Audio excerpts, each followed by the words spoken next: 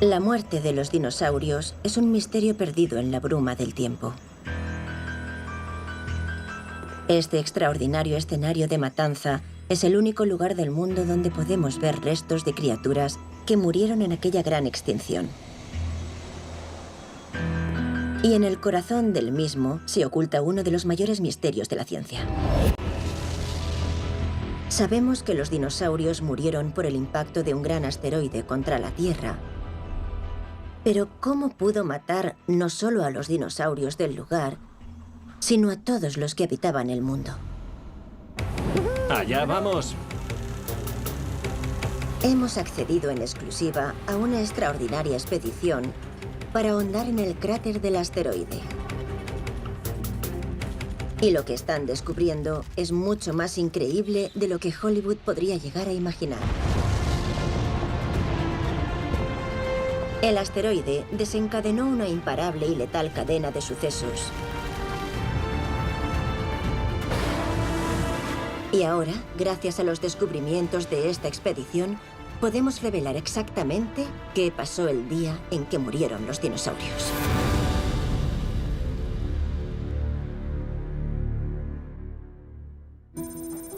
Para entender lo que sucedió, comenzamos aquí, en las tierras baldías de Vistí, Nuevo México, para saber cómo era el mundo el día antes de que el asteroide alcanzara la Tierra. Miremos por aquí. Los paleontólogos Steve Prusate y Tom Williamson buscan fósiles de dinosaurios. Un arroyo. Eso parece un hueso. ¿Es una tortuga? Esta es una de las áreas más ricas en fósiles del mundo. Sí, es un hueso. Vale. Anda, mira eso. Tiene una capa de hueso. Muchas veces recorremos estas tierras baldías buscando cosas que sobresalgan entre las rocas. Esa es la primera pista. Esto sobresale bastante. Por su forma sabemos que formaría parte de la columna vertebral de un dinosaurio. Es un hueso de la columna de un dinosaurio con cuernos. Probablemente fuera de un Pentaceratops, que significa cara de 5 cuernos. Tenían 2 cuernos sobre los ojos, 1 sobre la nariz y 2 sobre las mejillas. El Triceratops tiene 3 cuernos en la cara. Este tenía 2 más, 5 en total, así que era aún más extravagante.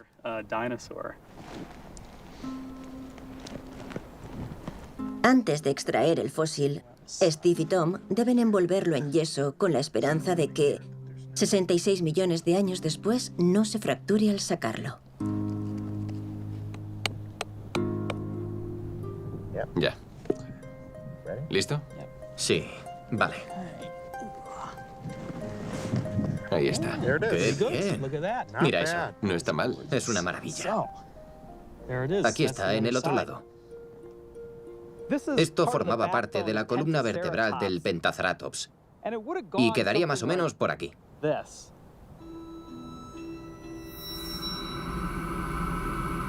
Con fósiles como este podemos hacernos una idea de cuál era el aspecto de estas poderosas bestias e incluso de cómo vivían. Eran los principales herbívoros del lugar. Toda esta zona está llena de este tipo de huesos. Eran las vacas del Cretácico. Estaban por todas partes. El Pentaceratops era una criatura que deambulaba por Norteamérica en el Cretáceo tardío, durante los últimos 10 millones de vida de los dinosaurios. En aquel entonces, el paisaje distaba mucho del actual. Durante esos 10 millones de años, esto era una especie de selva, para que nos hagamos una idea. Había una densa vegetación, grandes árboles, frondosos bosques y ríos fluyendo a través de las junglas. La comida abundaba para los herbívoros, quienes a su vez eran presa de los carnívoros más aterradores de todos. De esos herbívoros se alimentaban unos de los dinosaurios más famosos de todos, los tiranosaurios. Así que había Tyrannosaurus Rex aquí, en Nuevo México. Pero también está el abuelo de este, el Vistayéversor, el cual contaba con unos 60 de estos afiladísimos dientes y los utilizaba para triturar los huesos de estos dinosaurios herbívoros.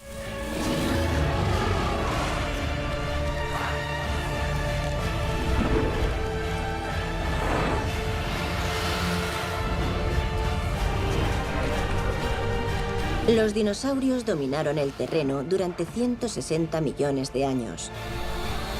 Pero no solo aquí, en lo que ahora llamamos Nuevo México, sino en todo el planeta.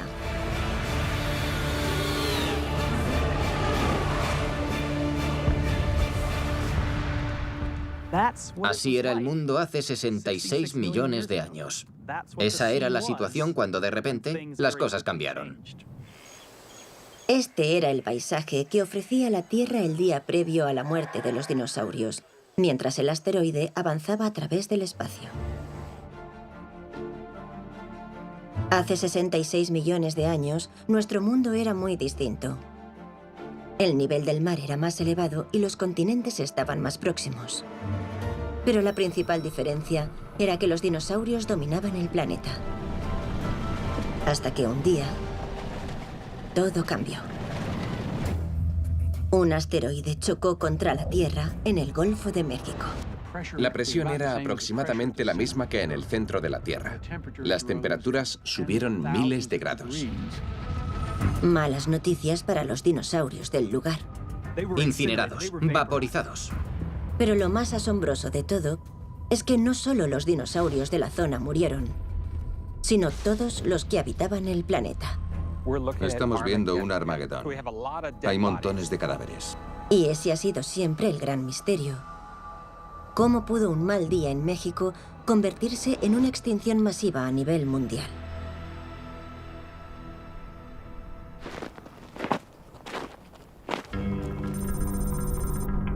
El geólogo Som Galik espera resolver el misterio de una vez por todas. Son forma parte de un grupo internacional de científicos que anhela descubrir qué sucedió cuando aquella enorme roca espacial perforó la Tierra hace 66 millones de años y cómo aniquiló a los dinosaurios. Una misión que comienza en un cráter de asteroide mucho más reciente y pequeño aquí, en Arizona. Este cráter lo creó el impacto de un asteroide de unos 50 metros sobre la Tierra hace unos 50.000 años y mide sobre 1,5 kilómetros de diámetro. Se trata de un cráter bastante pequeño, en forma de cuenco.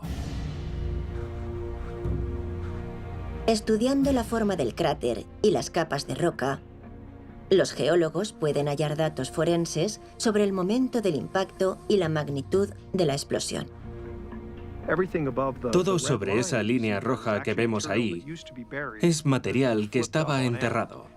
Fue elevado y ahora vemos del revés, como una pila de material roto. Los efectos del impacto de este asteroide serían relativamente locales. Este chocó a unos 40.000 kilómetros por hora. Y a 10 kilómetros de aquí llegó la bola de fuego.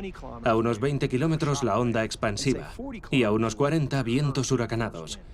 Pero no dejó de ser un día horrible solo para el norte de Arizona. Fue un día horrible para los mamuts de la zona, pero no una extinción global. El asteroide que aniquiló a los dinosaurios, de 15 kilómetros de ancho, dejó un cráter de 200 kilómetros de diámetro. Sin embargo, a pesar de sus dimensiones, es muy difícil de divisar. Está tan bien escondido que no fue descubierto hasta 1990 aquí, en el Golfo de México. Su nombre, Chicxulub. Este es el Golfo de México. Y el cráter del impacto está aquí. Pero no se había descubierto porque estaba enterrado. De modo que no resultaba evidente en esa superficie que estabas en un cráter, pues 66 millones de años de piedra caliza lo habían sepultado. Oculto bajo 600 metros de piedra caliza, el cráter de Chicxulub no solo es enorme, sino que posee características que lo elevan a una nueva categoría de supercráteres. Chicxulub es uno de los cráteres de impacto más grandes que hay. No es como el que tenemos detrás, que tiene forma de cuenco y es superado por dos clases de cráteres. De ser un poco más grande, veríamos un cierto rebote, una elevación central. Y si fuera todavía más grande, veríamos que dicha elevación parece desmoronarse hacia afuera en un anillo rocoso llamado Anillo de Picos. Este anillo de picos solo lo hallamos en los cráteres causados por los mayores impactos. Y son sus rocas las que nos dan las mejores pistas sobre el momento del choque. Son y sus compañeros se adentrarán hasta el corazón del cráter del asteroide, bajo el mar en el Golfo de México. El objetivo de nuestro próximo proyecto es perforar ese anillo de picos justo aquí, en el mar, en su zona más superficial. Lo perforaremos y recogeremos muestras del mismo. Y cuando lo hagan, esas rocas revelarán lo que pasó en los minutos, horas y días posteriores al impacto y resolverán el enigma de cómo murieron los dinosaurios.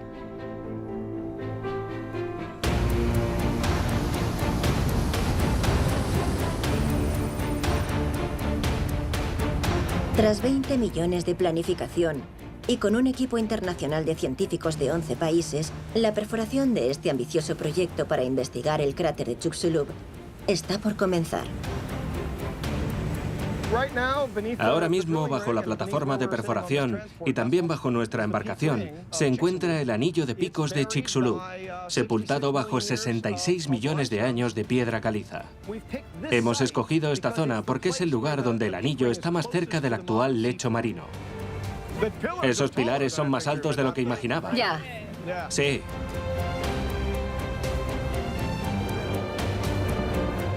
¡Allá vamos! ¡Qué bien! Aún así, el equipo deberá atravesar 600 metros de piedra caliza antes de llegar al cráter. Durante 8 semanas, los taladros girarán las 24 horas del día. Hay 2 turnos, de medianoche a mediodía y de mediodía a medianoche. ¡Vamos allá!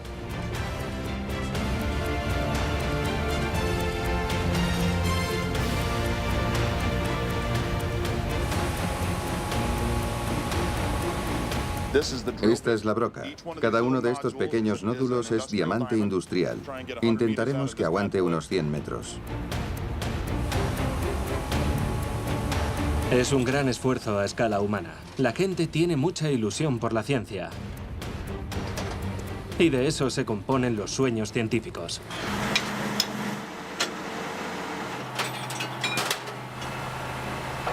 Es una expedición única.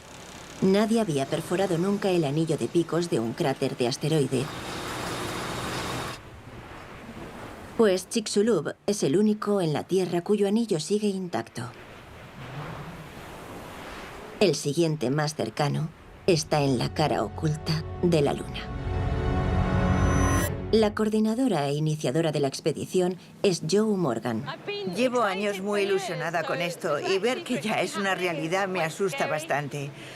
Nos hemos esforzado tanto por llegar a este punto que queremos unos grandes resultados. A medida que profundizan en el lecho marino, el equipo extrae muestras rocosas de 3 metros de longitud. Este es el primer núcleo o testigo completo de la expedición. Extraemos muestras cilíndricas de roca de 3 metros de longitud. Y a medida que profundizamos, retrocedemos en el tiempo hasta llegar al momento del impacto, hace unos 66 millones de años. En cuanto un núcleo llega a cubierta, tomamos una pequeña muestra del material. La llevamos al laboratorio y determinamos su antigüedad en menos de 5 minutos después de haber aparecido en cubierta. En un conjunto de cabinas portátiles, al que con afecto llaman su calle principal, los científicos estudian con ahínco cada núcleo al extraerlo. Tengo unas imágenes buenísimas. Mirad este cristal. Es la materia del core catcher vista con microscopio. Hemos estado utilizando la denominada imaginería acústica, la cual nos ofrece una imagen del interior del agujero y algunas de ellas, sobre todo de las capas posteriores al impacto, son una preciosidad. Cuando el equipo comience a extraer núcleos del cráter en sí, estos les darán pistas sobre el asteroide, su tamaño, su velocidad, la fuerza de la explosión y la cadena de sucesos que supuso el final del reinado de los dinosaurios.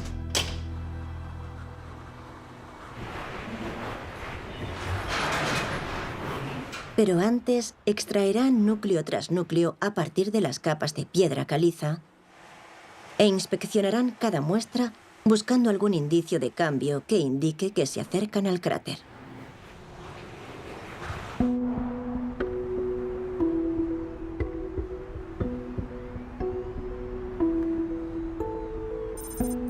Uno de los misterios clave para el equipo es cómo un asteroide que cayó en el Golfo de México acabó con los dinosaurios de todo el mundo. Aquí, en Nueva Jersey, el paleontólogo Ken Lacovara cree haber encontrado algunas víctimas de ese fatídico día. Animales fallecidos por el asteroide, a pesar de encontrarse a 2.700 kilómetros de distancia. A medida que avanzamos por aquí, retrocedemos millones de años en el tiempo y en el fondo de esta cantera habremos viajado 66 millones de años atrás. Pero en aquel entonces, todo era muy diferente. Esta zona quedaba bajo el agua.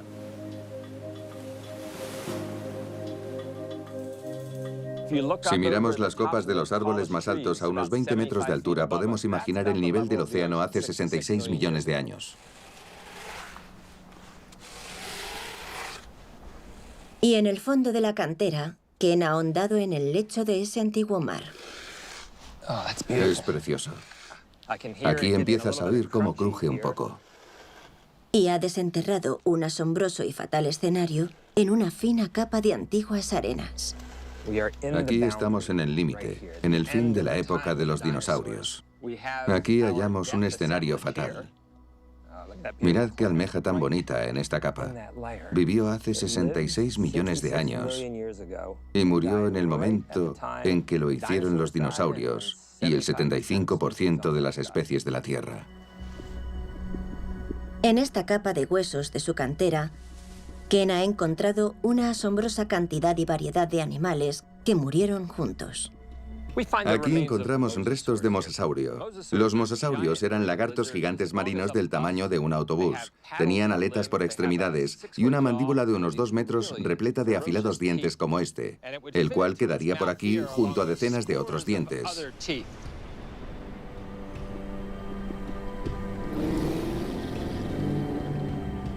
En la parte superior de la garganta tenían otro par de mandíbulas y estos dientes quedaban hacia atrás, evitando que sus presas lograran escapar. Era un monstruo marino.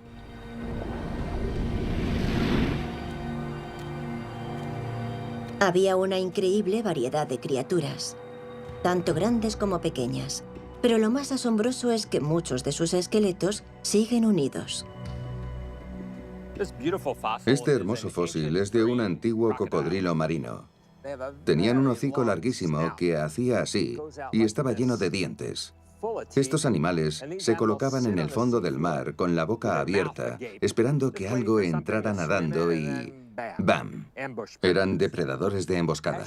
Como vemos, el esqueleto está articulado, lo que significa que sus huesos siguen conectados como cuando vivía. Esta es una pista de lo que sucedió ese día.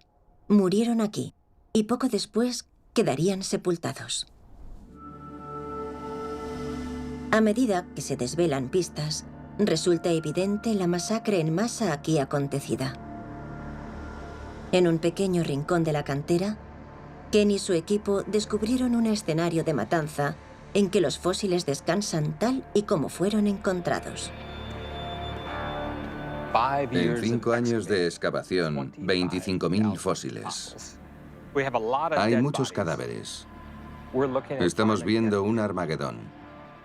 Estos animales convivían y murieron juntos de repente. Quedaron rápidamente sepultados. Y ahora tenemos ante nosotros el escenario fatal que se produjo hace 66 millones de años.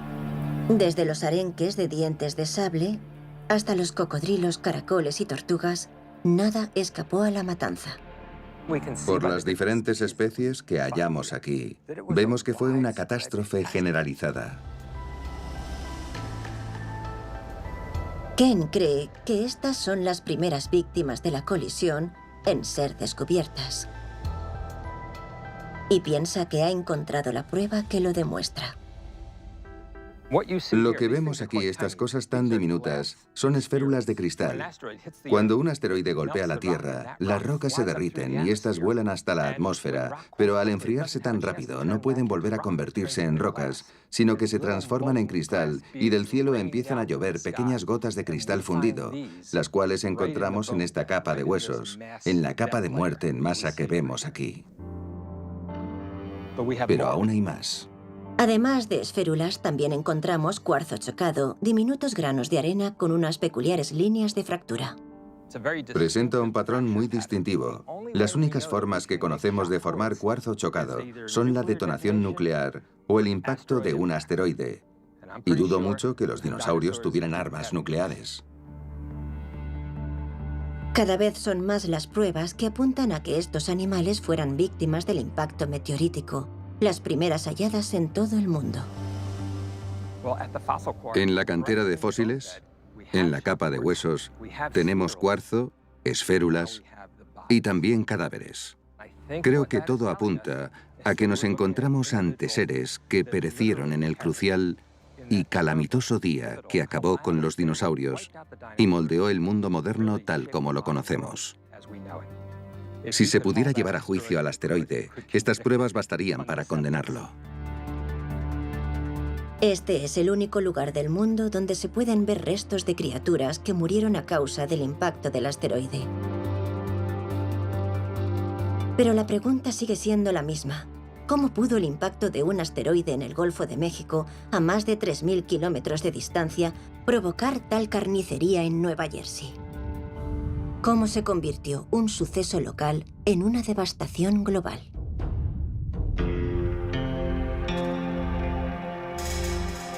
Y el misterio crece aún más considerando que en relación con nuestro planeta, el asteroide era diminuto. Si la Tierra fuera del tamaño de esta bola de bolos, el asteroide que nos golpeó hubiera sido del tamaño de apenas uno de estos granos de arena. Por tanto, no desplazó a la Tierra de su eje. Al igual que un grano de arena no podría mover esta bola, ni la destruyó, pero sí que causó que el 75% de la vida en la Tierra se extinguiera, incluidos los dinosaurios, o al menos los no voladores. Entonces, ¿cómo fue posible? Pues bien, creemos que cayó en un punto realmente malo. Volvemos al Golfo de México, donde la perforación continúa. La expedición espera llegar al cráter en cualquier momento y alcanzar las rocas que desentrañarán el misterio de qué hizo posible aquella aniquilación global. Déjame ver esto en el microscopio. Yo diría que es de hace unos 64 millones y medio o 63 millones y medio de años. Vaya. Esto era E4, que equivale a unos 53 millones. ¿Y ahora dónde estamos? En 63. 10 millones. Sí, es una buena estimación. 10 millones de años en 3 metros. En 3 metros. Estábamos estancados en la misma zona, avanzábamos muy lento y de repente, ¡bam!, un gran salto en el tiempo. Este enorme salto en el tiempo les indica que podrían llegar al cráter en cualquier momento. Y a las 3 semanas de arrancar la perforación... A medida que bajas hay más y más de eso. Tiene un tono verdoso. Llegan las pruebas de un suceso a una escala que nadie esperaba. Ahora tenemos 4 núcleos de arenas cada vez más ásperas. Y creo que el único proceso que podría generar algo similar es un tsunami. El hecho de que ya llevemos 12 metros de espesor lo convierte en uno de los mayores, si no en el mayor depósito de tsunami descubierto. Evidenciaba una violencia mucho mayor de la esperada. Un gran depósito de tsunami. O un gran pastel de tsunami. Con trozos de cristal. Y justo bajo la prueba de un enorme tsunami, algo vuelve a cambiar. Mira el color de la matriz. Pasa del verde al rojo. Parece fundición. Sí, parece fundición. Parece una muestra de fundición gigante. Esta roca no es fácil de derretir, pero la presión descomunal del impacto lo hizo. Es una señal de que el equipo ha llegado al cráter. Ya hemos entrado por completo a las rocas del impacto. Es muy fácil de ver, porque es granito, y podemos ver estas grandes manchas estilo leopardo. Este granito fue arrastrado hasta aquí desde las profundidades de la corteza terrestre. Esto se formó en el momento en el que los dinosaurios murieron. Este revoltijo de piedras es una prueba de la inconcebible fuerza del impacto. Durante las 5 semanas restantes, el equipo atraviesa otros 700 metros del anillo de picos del cráter. No creo que esto pudiera haber ido mejor. En cuanto al anillo de picos, tenemos unos 700 metros de material, así que estamos contentos. Tardaré en olvidarme de este lugar.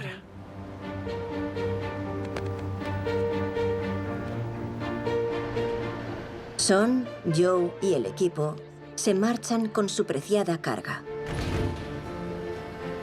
En ella se ocultan las pistas sobre cómo murieron los dinosaurios.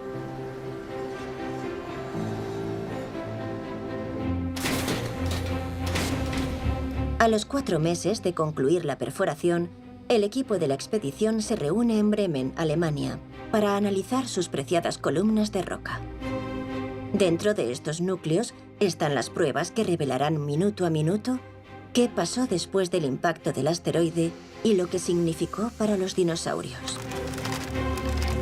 Desentrañar el secreto es una tarea mastodóntica. Más de 800 metros de roca han de ser cuidadosamente divididos, examinados y fotografiados. Y la que cuentan es una impresionante historia de violencia. Este núcleo superior al cráter presenta la geología habitual de un lecho marino. Capa sobre capa de rocas de aspecto similar lentamente acumuladas. Estos 3 metros de piedra caliza tardaron 10 millones de años en acumularse, pero el impacto del asteroide afectó a la geología mucho más rápido. Los siguientes 600 metros de roca fueron depositados en un solo día a medida que la fuerza del impacto atravesaba la corteza de la Tierra como masilla, dejando capas de granito, arena y roca derretida en un caótico amasijo. Lo que tenemos aquí es granito, como el que tenemos en la encimera de la cocina, solo que este proviene del cráter de Chicxulub y ha sido sometido a mucha presión, un granito estresado. La transformación de este granito estresado es la prueba que explica lo que sucedió en los primeros segundos del impacto. Aquí tengo un ejemplo de cómo sería el granito normal. Podemos comprobar lo duro que es. Y si lo cortáramos, podríamos hacer una encimera con él. Es un material muy sólido. Esto, por otra parte, ha cambiado totalmente debido a las ondas de presión que lo atravesaron tras el impacto. Es muy ligero y bastante frágil, porque ha sido muy estresado, muy dañado. Originalmente, todo esto estaba a unos 10 kilómetros de profundidad en la corteza, pero aquel proceso lo elevó y se desmoronó hacia afuera, formando todo un anillo de montañas de este granito. Y lo increíble es que todo ocurrió en cuestión de minutos. Basándose en las pistas del núcleo, el equipo puede reconstruir al detalle el impacto de Chicxulub. Un cuerpo rocoso de unos 15 kilómetros de diámetro se aproximaba a la Tierra a unos 60.000 kilómetros por hora. Visto desde el planeta, habría pasado de ser un punto en el cielo a impactar contra él en apenas segundos. Demasiado rápido para verlo acercarse. Cayó en las aguas costeras del norte de México. El asteroide se evaporó al instante y las rocas de la corteza terrestre se desintegraron por el golpe, el cual generó un agujero de unos 30 kilómetros de profundidad y 100 de diámetro y expulsó el granito enterrado hacia arriba.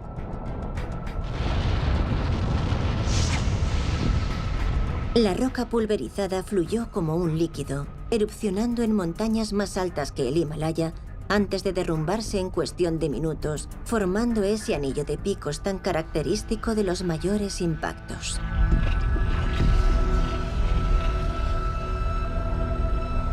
La Tierra se vio sacudida. Y por fin, 66 millones de años después, el relato de aquellos violentos 10 minutos ha sido revelado. En este núcleo está la prueba de lo que sucedió después. Esto es único. Contiene una mezcla de cosas que normalmente jamás encontrarías cerca, lo cual es alucinante. Si nos fijamos en los pedazos de roca, vemos unos con ángulos, con esquinas, y otros bastante redondeados.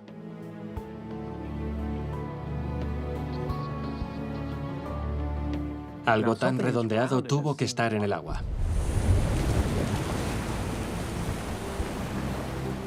Fue tanto el calor producido que el mar se evaporó, dejando un gran agujero de unos 200 kilómetros de diámetro. Había hecho un gran agujero. Había apartado al mar y este tenía que volver. Pero el calor era tal que se evaporaba. Y acabamos con una mezcla de fragmentos redondeados y rotos que hacen que esta increíble amalgama parezca una encimera de granito falsa. Pero la gran pregunta es, ¿qué efecto tuvo esto en los dinosaurios? Para responder a eso, el equipo necesita estimar el tamaño de la explosión, y la única manera de hacerlo es mirando las explosiones más grandes realizadas por el ser humano.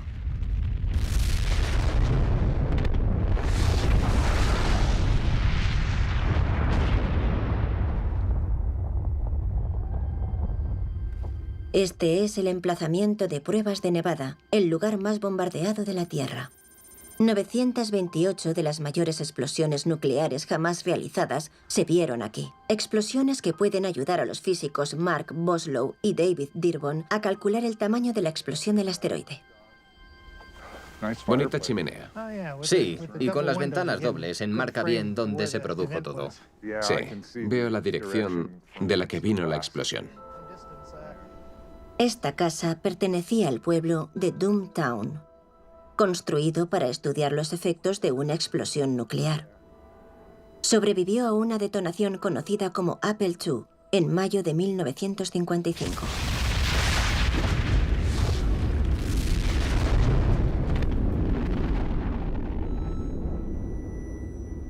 La explosión debió de llegar hasta aquí y apuesto a que reventó las ventanas. Esos trozos de cristal se verían presionados por un viento de unos 150 kilómetros por hora. Las ventanas desaparecerían, sí. Estallarían, seguro. Y veo que esta chimenea tiene una grieta. La parte superior de la chimenea se giró. No solo se giró, sino que se desplazó. La mayoría de daños los hizo la bola de fuego, el calor que generó y su onda expansiva. Las casas que estaban aún más cerca no sobrevivieron. Las pruebas como estas son muy importantes.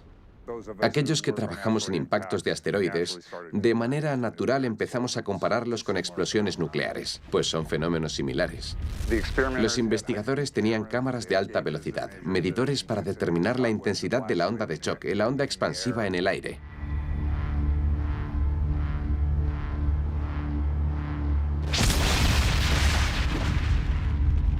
Un particular fenómeno hallado en explosiones nucleares e impactos de asteroide es el cuarzo chocado.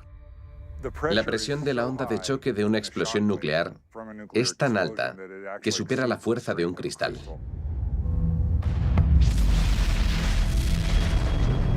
Por tanto, al verse sometido a tal presión, el cristal se distorsiona, y eso es el cuarzo chocado.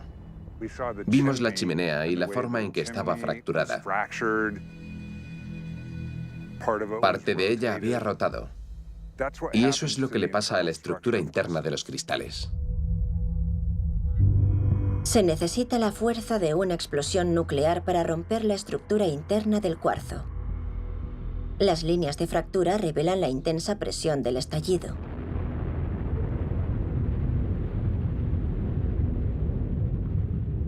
Pero esto no es nada en comparación con la presión desatada en Chicxulub.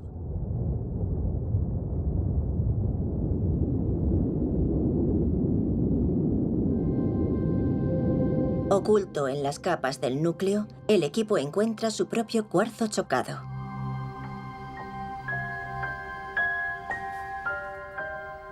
Este es un trozo de cuarzo chocado que extrajimos hace poco de Chicxulub, visto bajo el microscopio. Y en él tenemos muchas líneas. Cuantas más líneas vemos en diferentes direcciones, mayor fue la presión a la que fue sometido. Y hallamos piezas como esta en todas las rocas del impacto. Basándose en el estudio de las explosiones nucleares, Joe ha podido calibrar la magnitud de la explosión. Utilizamos exactamente los mismos hidrocódigos que utilizan para modelar explosiones nucleares. De hecho, hemos robado esos códigos y los hemos aplicado a nuestras simulaciones de formación de cráteres de impacto. Este suceso fue equivalente a 10.000 millones de Hiroshimas. Fue descomunal, el más grande de los últimos 100 millones de años, lo más catastrófico que le ha pasado a la Tierra.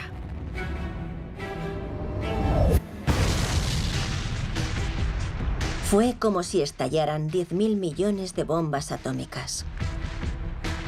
Generó una bola de fuego que llegó a alcanzar los 10.000 grados centígrados. Además de una onda de presión que lo redujo todo a pedazos.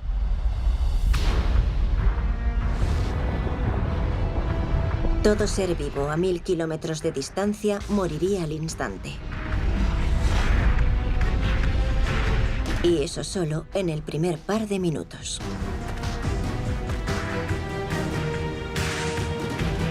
Entonces, ¿cuál sería el efecto de la explosión en dinosaurios como los que habitaban las tierras baldías de Nuevo México? Estando aquí, me cuesta muchísimo imaginar cómo sería esto hace 66 millones de años, cuando todo cambió. Al principio de aquel día, toda esta zona estaría repleta de dinosaurios. Y después, a unos 2.000 kilómetros en esta dirección, hacia el sureste, el asteroide impactó contra la Tierra. Y los dinosaurios no tardarían en percatarse de que algo andaba mal, pues verían una enorme nube roja con forma de hongo ocupando gran parte del cielo. Pero eso no habría afectado mucho a los dinosaurios. Lo habrían visto, pero no les habría perjudicado. Ahora sus primos en Texas, 1000 kilómetros más cerca del impacto, quedarían abrasados, incinerados, desintegrados. Pero en todo el mundo, la mayoría de los dinosaurios seguían con vida. Los monstruos marinos de Kenla-Cobara, en Nueva Jersey, seguían nadando felices. Pero no por mucho tiempo. Una mortal e imparable reacción en cadena se había desatado.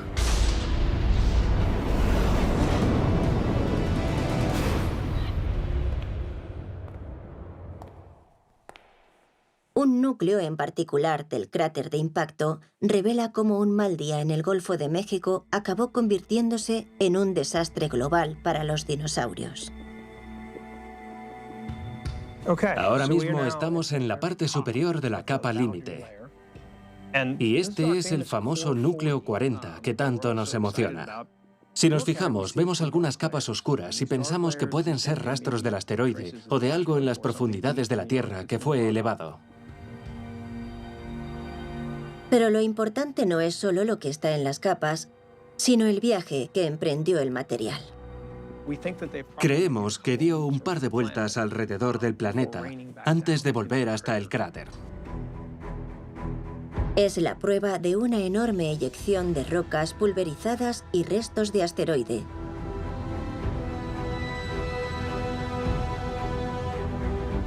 Y es esta eyección la que convirtió un desastre local en una masacre global.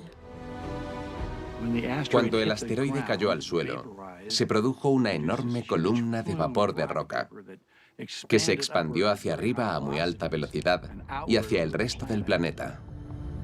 Una manta de polvo y vapor se extendió rápidamente desde la zona del impacto. Era un gas caliente de roca Y a medida que subió, se enfrió y formó pequeñas esferas del tamaño de un grano de arena. Cuando estas esferas volvieron a entrar en la atmósfera, se calentaron de nuevo por la fricción del aire, como estrellas fugaces. Pero si desde el suelo hubieras mirado hacia arriba, habrías visto un increíble número de estrellas fugaces hasta el punto de no distinguirlas individualmente. Habrías visto una enorme capa de lava candente avanzando muy por encima de ti en todas direcciones. No caería sobre ti, pues estaría a 60 kilómetros del suelo aproximadamente. Pero esa lava candente emitiría una energía varias veces mayor a la del Sol.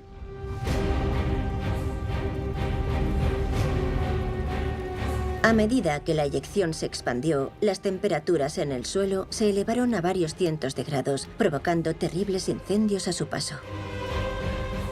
No era un incendio normal. Este se inició en todas partes, por lo que era un incendio masivo. Y estos pueden ser mucho más abrasadores que un incendio normal. Todas las hojas en el suelo prendieron, y también las de los árboles y la maleza.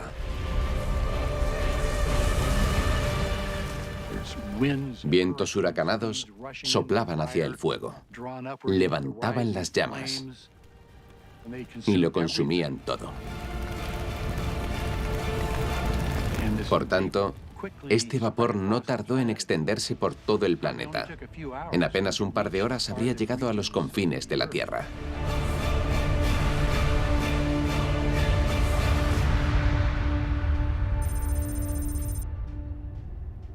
En las tierras baldías de Nuevo México, los dinosaurios habían escapado a la explosión inicial, pero esa manta de fatalidad avanzaba rápidamente hacia ellos. En apenas 11 minutos, el cielo comenzó a oscurecerse.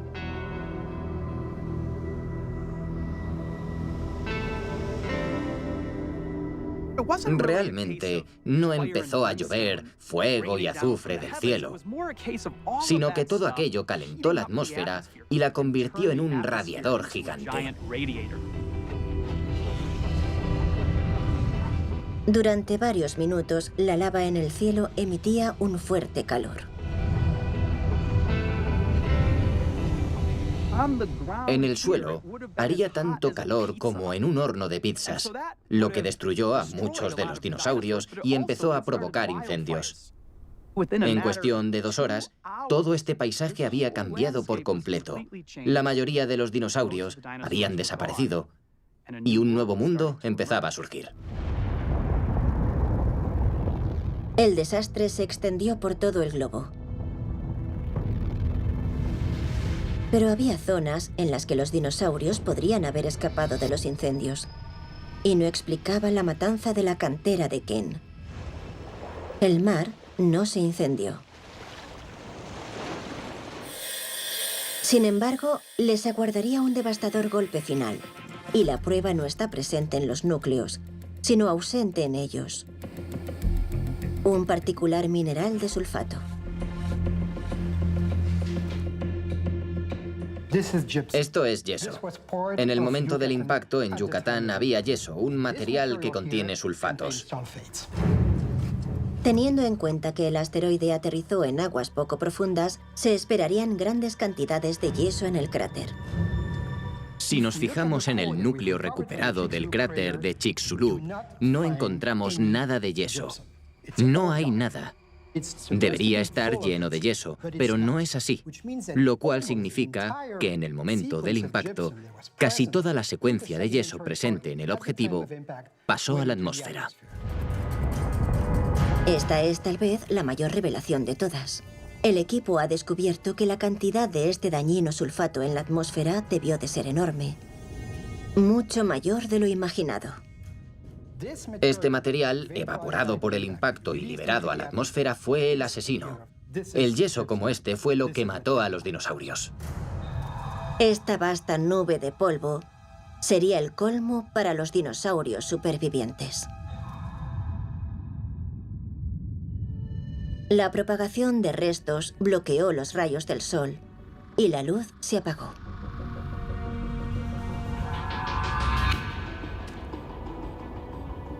Después de que los incendios se consumieran a sí mismos, la oscuridad se cernió de repente. Probablemente habría menos luz que en una noche sin luna. Podemos imaginarnos a los últimos tiranosaurios intentando cazar algo, pero eso sería muy difícil. De sobrevivir al fuego, hubieran muerto de hambre. Además, al no haber luz pasó a hacer mucho frío y al cabo de unos días la temperatura habría caído por debajo del punto de congelación. Las temperaturas globales se desplomaron 10 grados centígrados en cuestión de días. Y la fotosíntesis se detuvo, tanto en la Tierra como en el mar. Todos los restos y sulfatos en la atmósfera bloquearon al Sol. Y la cadena alimentaria se rompió. Una cadena que en el océano era cortísima. En menos de un mes iban del plancton a los superdepredadores. Por tanto, aunque hubieran sobrevivido a ese día, no tendrían nada para comer. Empezarían a morir de hambre y si eras tan grande como un mosasaurio, serías de los primeros en desaparecer. Fue este invierno nuclear el que causó la matanza masiva de la cantera de Kent. Los verdes paisajes se tornaron grises. Sin nada que comer en todo el planeta, los dinosaurios tenían pocas posibilidades de sobrevivir.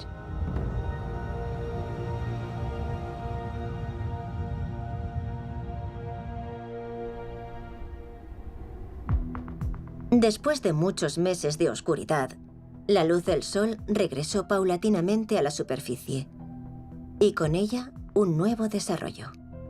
Las criaturas supervivientes habían heredado la Tierra. Lo que tengo en la punta del dedo es un diente inferior de un mesotma. Era un pequeño animalito del tamaño de un ratón. Este diminuto pero resistente mamífero es una de las pocas especies que sabemos que sobrevivió a la devastación global. Es un diente muy afilado y podía alimentarse de insectos y semillas, por lo que no dependía de la fotosíntesis.